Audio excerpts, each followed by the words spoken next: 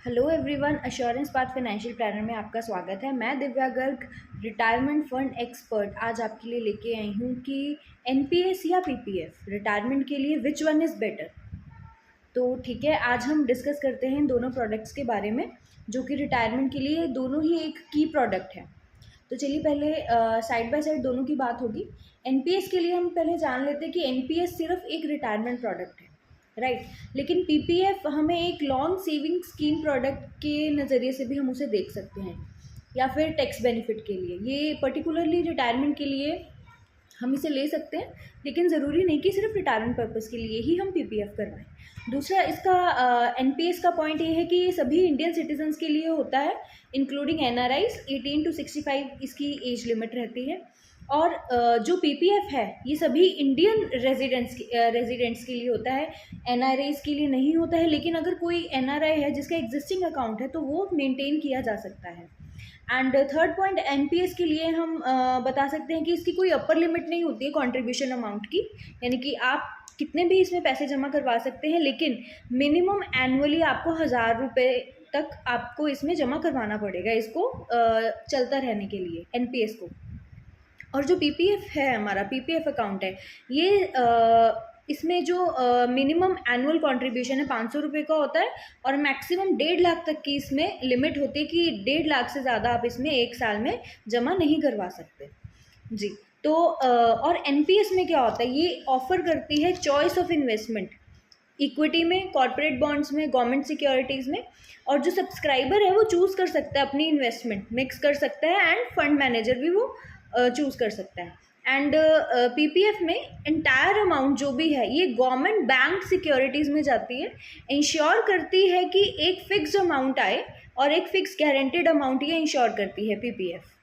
तो अगर हम रिटर्न्स की बात करें इसमें, देखिए एनपीएस जैसे कि मैंने बताया आपको कि इक्विटी बेस्ड है, तो मार्केट लिंक्ड रिटर्न होने की वजह से इसकी परफॉर्मेंस वेरी करती है एनपीएस की, लेकिन पीपीएफ की फिक्स है 7.8 पर एनम जी।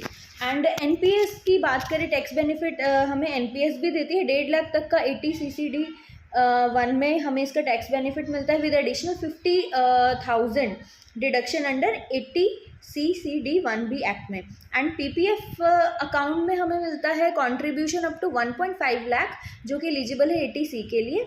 और जो इंटरेस्ट आता है और जो मेच्योरिटी होती है, अमाउंट होती है, that is fully tax exempted. And इसकी लॉक इन पीरियड की बात करें तो एनपीएस का लॉक इन पीरियड 60 साल तक रहता है।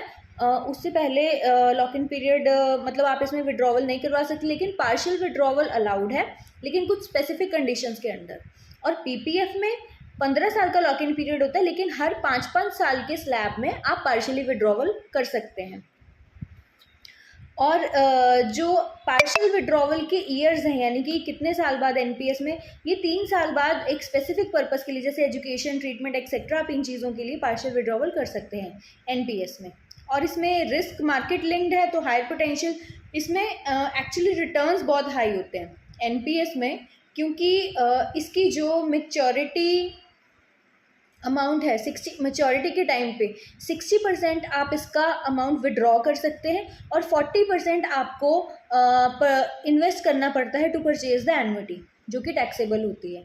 लेकिन एनपीएस और पीपीएफ का एक बहुत ही आप कहेंगे कि एक बहुत ही अच्छा मतलब मेजर जो डिफरेंस है वो ये है कि इसका 60% जो हम विड्रॉ करते हैं एनपीएस का, और सिमिलर टू द पीपीएफ का जो हमें मिलता है एट द मेच्योरिटी, तो मतलब अल्टीमेटली एनपीएस का ज़्यादा होता है 60%, और जो 40% हमें एन्युटी मिल रहा है, 40% जो हम एन्युटी परचेज के लिए यूज़ कर रहे हैं वो अलग से होता है।